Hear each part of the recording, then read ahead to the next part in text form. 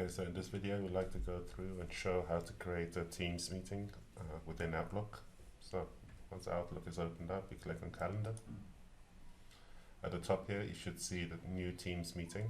If you don't see this icon here, you need to download and install the Teams application.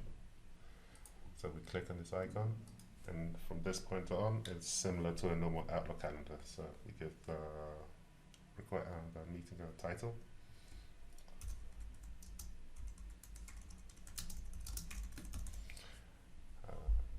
Enter the email addresses of the people you wish to invite. These can be both internal and external people.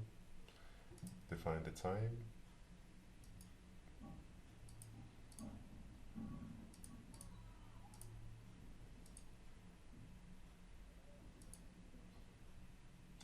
And send the request.